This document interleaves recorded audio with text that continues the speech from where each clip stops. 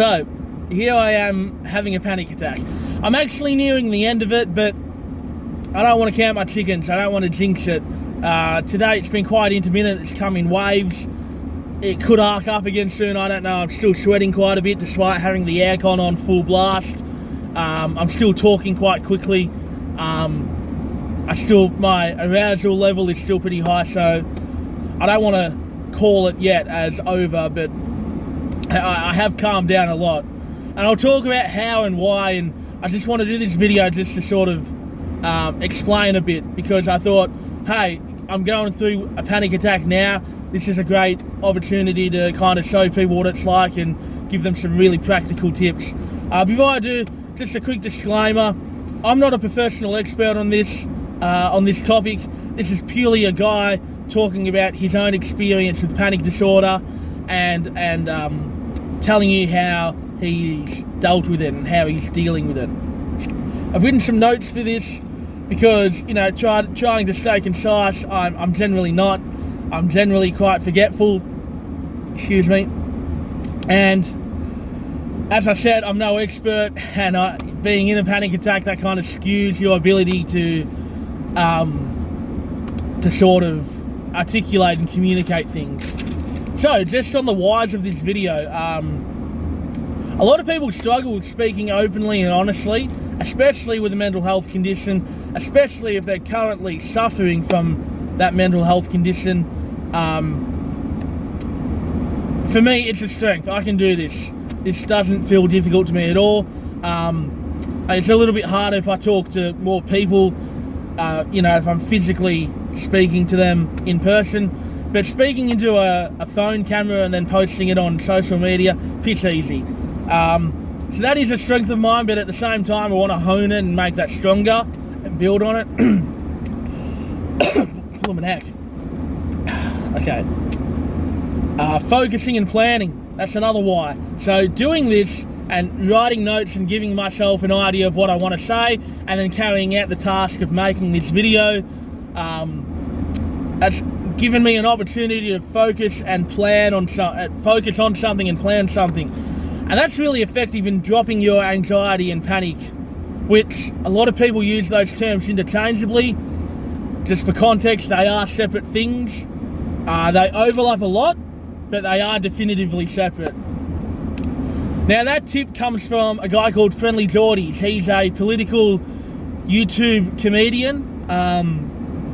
You know, mentioning his name might cause some division, but the point of mentioning his name is that I'm going to be referencing a few people here, and if you guys want to use those resources to learn more, to delve into the topics deeper, feel free to do so. They're going to explain it better than I will. So, Friendly Geordies, his real name is Jordan Shanks, and he has a self-help channel with that name. That's exactly where I got this tip from.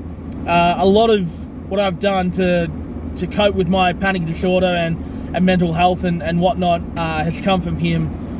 He's been invaluable. So really easy, low-hanging fruit stuff that you can implement like that immediately, and it has a profound impact. So give it a go if you want.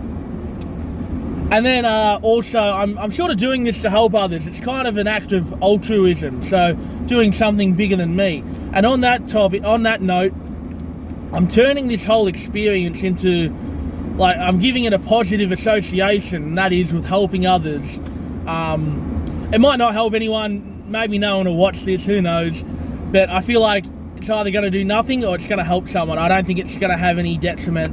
And knowing that really helps me. This is really key for panic attacks, because there's a thing called the fear of fear model, which is like a vicious cycle of fearing the panic and the panic attack and what triggers the panic, and that makes things worse. It's kind of contradicting, and this is where last week I posted a video and I said panic disorder is impossible, because it's so backwards. The more you avoid it, the worse it gets, and the more you tolerate it and expose yourself to it, the better it gets. It's weird. So that's important. Okay, going into the main crux of this video, this is a framework that I learned from a guy called Peter Attia. He's a medical doctor, really switched on dude, really smart dude. I got this from a talk he did, and you can look at it on YouTube again. It's called Reverse Engineering the Approach to Human Longevity. And even if you're not into the whole sports science or nutrition science or health or whatever, even if you don't care about human longevity, I think it's still really helpful the way he laid out, his case for all this stuff.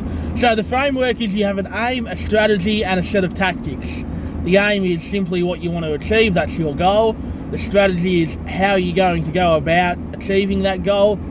And the tactics are literally, what do I do? What are the levers I pull? What are the toggle switches I play with? Okay, so for me, applying this to panic disorder, the aim is to stop panicking, pretty obvious. And, in order to do that, sort of return to baseline arousal levels. And anyone who has the maturity of a 10-year-old boy like me, when I say arousal, I don't mean anything sexual. That's just how excited or nervous you are, or how bored and, sleepy you are, can't be fucked sort of attitude. Arousal is that variable of how we measure that. So there you go. Learn something new every day. I was meant to be a wink. I didn't do it very well. Strategy. Manage fight or flight mode and tolerate the exposure. I talked about that tolerating the exposing yourself to panic. It's how you kind of fix it, because you condition your body yourself to become accustomed with it and to really teach yourself, this is okay, I'm not dying, everything's fine, I'm safe, I can deal with this. And then the more you do that over time, the things that trigger panic attacks will no longer trigger them over time. Obviously it doesn't happen overnight, but if you work on it, you'll get there. And I definitely have. Like, today's been tough, but it's been a mild panic attack, that's for sure. And I haven't had one in almost a year. Last November was when I had my last one, so this shit definitely works, if you put the effort in. Don't expect it to happen overnight, but it'll happen if you put the work in. Some of the things I'm talking about being the work. And fight, flight, for those that don't know, you have, your nervous system is split up in a way that you have like a switch that either makes you rest and digest, as we call it. So recovery mode, you're repairing damaged muscle tissue, you're repairing bones, because your body's always breaking down and building cells, the building blocks of your body physically, the tiny, like, atomic structures, if you will. You can think of them like that. It's always a case of breaking down and building up. So in the recovery part, rest and digest, you're resting, you're digesting all the, whatever food you've got in your stomach, and that's being used. The vitamins, the minerals, the calories, the protein, the fats, that's all being used to replenish your body. In fight or flight, that's the opposite. That's when, back in paleo times or whatever, caveman times, if we came face to face with a predator like a snake or a lion or whatever, it'd be a case of kill it or get the hell out of there. If you do neither, it'll kill you. And that's not good. If that happens, human species dies. So evolutionarily, we've adapted to either run away or to fight and kill. And that's why it's called fight or flight. Flight being getting away. With panic disorder, in a nutshell, panic disorder or a panic attack is something that triggers that fight or flight system when there's no need for it. So there's no snake, there's no lion, but you're going into that fight or flight. It's a false signal. So just a short recap, the aim is to return to baseline arousal and stop panicking. The strategy is to manage the fight or flight mode and to tolerate the exposure, to sit in that panic attack and become okay with it. The tactics, this is the nitty gritty stuff, the actual what do I do to make this happen. I've got 4 groups here. I've got plan something, I spoke about that before. Environment change, distraction, and physiology change. So first with planning, I talked about how it's really effective if you focus on something and plan something out. A really good example is scheduling your day. So if you're in a panic attack, one thing you can do is think about, what am I going to do tomorrow? So I'm going to wake up at 6 a.m. I'm going to go shower. I'm going to put my work clothes on. I'm going to make my breakfast and lunch. I'm going to drive to work, etc. You get the idea. And you plan out the entire day. It's okay if you forget things. It doesn't have to be like minute by minute. You can chunk it however you want, like hourly or just different tasks, whatever. As long as you're focusing on something external. So in a way, that can be a distraction technique. And it's really powerful in that it changes your mindset from, oh my God, I'm panicking, I'm having a panic attack, I'm gonna die, holy shit, oh my God, no, this sucks, I'm scared, holy fuck, what do I do? Changes from that to this sort of, okay, here's what I'm gonna get done, here's what I'm gonna aim for, let's go do it. So that's really powerful. Another thing planning can do, there's a thing called the glued in effect. And I got this, excuse me, from a doctor on YouTube. Again, you can look this up. His name's Dr. Harry Barry. Fantastic name. He's an Irish doctor. I only saw this recently. He said, if you're having a panic attack, another strategy you can use is pretend that your feet are glued to the floor. You can't move. And that'll have that graded exposure effect of tolerating the panic attack as well. And I think that's really powerful. You can think about being nailed to the floor, bolted to the floor, whatever.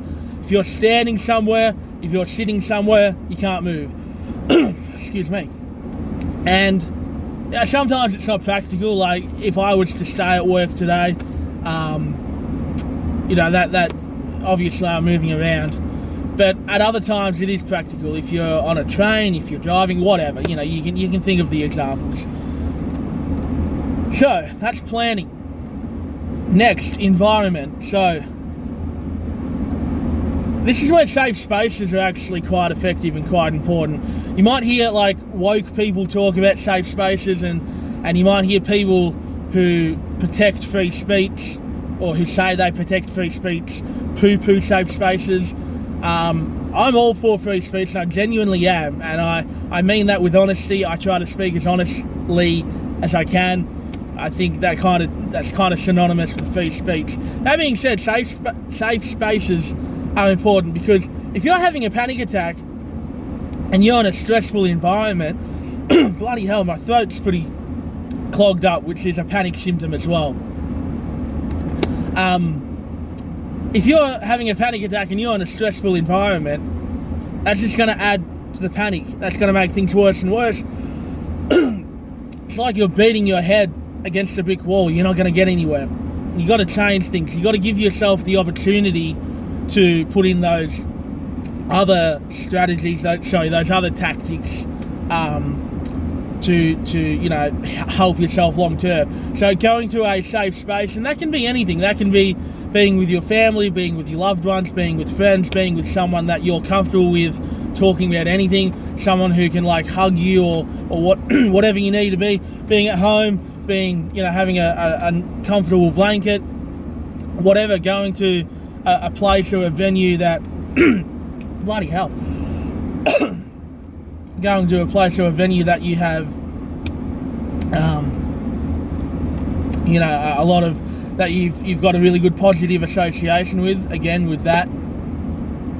Holy shit, this is what I mean, it's come back. I'm definitely back in the panic attack now. So this might get very jumbled up, I apologise for that. So yeah, window of opportunity, treat the symptoms. It's like a band-aid solution. It's not going to fix the injury, but it'll stop you bleeding to death, it'll stop you getting infected, and then you can, do the long-term things. Distraction. Environment change and distraction are closely linked. They're very similar. Again, distraction being a band-aid solution, temporary fix, and that's effective if you then apply and implement the long-term fix as well. So, tolerating exposure, that sort of stuff. So, a really easy distraction method is using your phone. Just looking at social media, looking at videos, immersing yourself in stuff.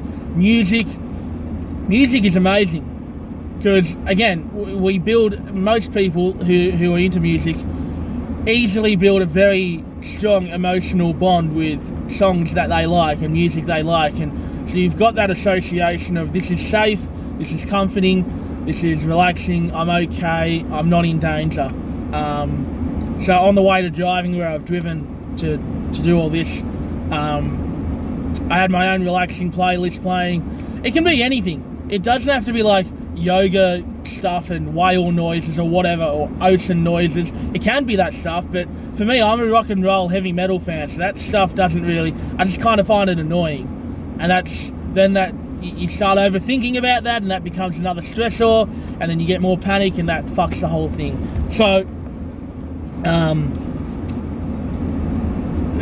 for me, I had some Def Leppard playing, I had some Ice House playing, I had some Muse playing, and that works for me. So you can experiment. You don't have to use like crazy, calming stuff. Whatever works for you. So that's distraction. The fourth group of tactics I've got here is physiology, or change in physiology. I got this one from Tony Robbins. If you haven't heard of Tony Robbins, go read his books, which ironically I haven't done yet, but I'm getting on it soon. Watch his videos on YouTube. The guy is amazing. He really is. He has some fantastic advice. Emotion is the motion of energy. That's why it's called emotion, energy. And I learned that from not only Tony Robbins, but also a former boss of mine when I worked for Anytime Fitness. So if you change your motion, your movement, and posture is a movement too. It's a static movement. You're not moving, you're holding it, but it's a physical state. So you can think of motion, movement as a physical state. If you change that, because it's linked to emotion, the physical is linked to the mental. If you change one, you'll change the other. So that's why when people are really confident and proud of themselves, you'll see their shoulders back. You might also see that when they're trying to be brave, the whole alpha male type thing. And conversely, when people are really feeling lots of shame and guilt and scared and fear, and this can obviously happen in panic attacks, they'll be more hunched over, closed in, they'll want to hide away. Happened to me yesterday, not with a panic attack, but something different. So that's one thing you can do, posture. Think about adopting the posture of someone who's brave and confident and happy and joyful. So that is smiling. You can smile for 2 minutes straight, and that'll cure most people's depression. Again, got that one from Jordan Saints. The posture thing, that'll physically, so here's where the mental and the physical are combined. If you adopt the posture of a confident, brave person, you'll increase your testosterone. So, and that has mental effects as well. You'll decrease your cortisol, which is a stress hormone. The higher that is, the more stressed you'll be, the bigger the load is, and that, long term, chronically high cortisol, it'll kill you. It's not good. It'll screw you up. So the mental and the physical are really connected. There's so many things here. I'm going to go through them really quickly because I know this video is taking a long time, and I'm not doing it any quicker than this. Apologies for that. That's why I wrote notes. So comorbidities. I don't know if that's the correct term here, but I'm going with it. For me, a lot of my panic symptoms are caused by something called GERD or GORD, depending on how you spell it. Gastroesophageal reflux disorder. I don't know if it's disorder or disease, but it doesn't really matter. I call it GERD. So it's basically acid reflux, but chronic. Most people, when they have reflux, it's an acute bout. It's just from a meal or whatever, and then it goes away. GERD is when you've got the stomach acid doesn't do its job properly, so you have food going up your food pipe, your esophagus. Might have done a sports science degree, but I can't bloody talk. It goes up your food pipe, and that's not good. Things aren't meant to go up, they're meant to go down. So that has a lot of weird feelings. It can mimic heart attacks, as panic attacks can as well. So for me, that's the main drive of it. So that's something to take into account if you've got other disorders or diseases. Breathing's a really simple one. There's a method called box breathing where you breathe in for 4 seconds, hold for 4 seconds, breathe out for 4 seconds, and hold again for 4 seconds, and you continue in that loop. That doesn't work well for me. I find it just too long to hold, and a bit too stringent when I'm panicking and freaking out. So I just like to take deep, controlled, slow breaths. So it'll be like,